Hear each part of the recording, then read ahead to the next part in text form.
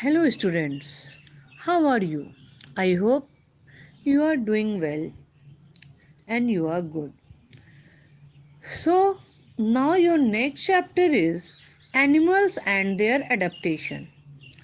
And I know you should know about different types of animals, and it is very interesting also. Whenever you will see the different types of animal, you will notice that animals have different types of body parts, their feeding habits, their mode of movements. These are different. So, in this chapter, we will learn about animals and their adaptations.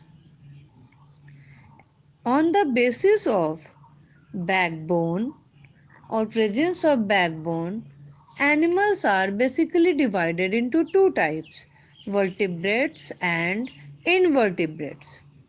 Now, there is one question in your mind that what is vertebrate and what is invertebrates? As you know, you have backbone in your body. So, animals who are having backbone, they comes under the category of vertebrates, and the animals who don't have backbone, they comes under the category of invertebrates. I think you have seen insects, crab, snail, octopus. These animals do not have backbone.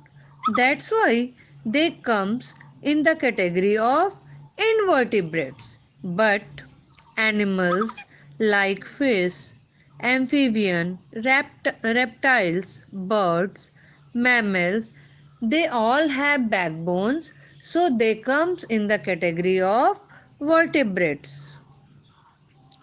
So animals are able to move from one place to another place also.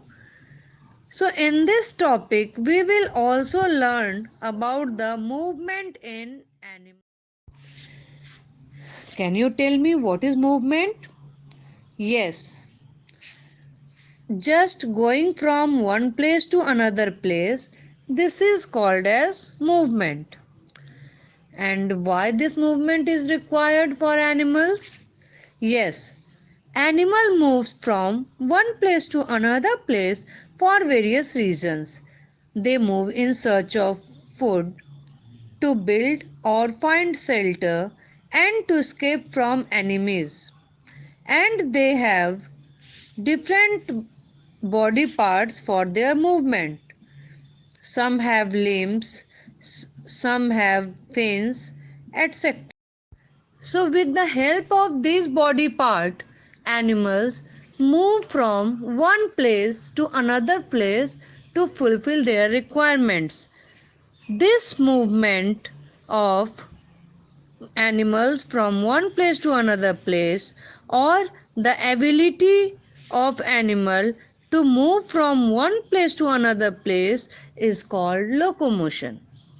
But you know, plants also show movement in the form of bending, twisting, elongation of certain plant parts or organs.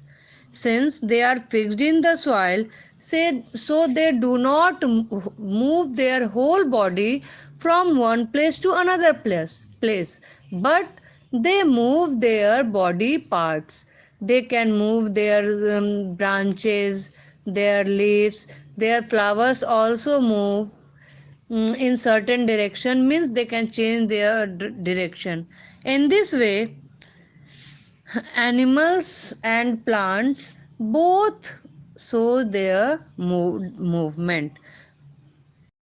So next is movement in fish. We we will discuss movement in different types of animals. First come movement in fish. So the movement in fish is called swimming, and it is performed by organs called fins. So what is the how the fish move? Fish move with the help of fins.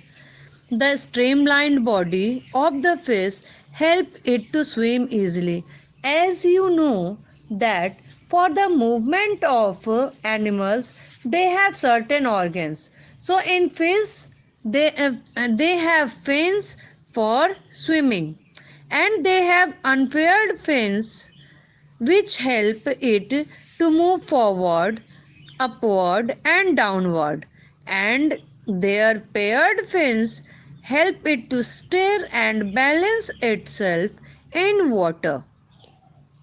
The tails and fins help the fish to move forward and change its direction.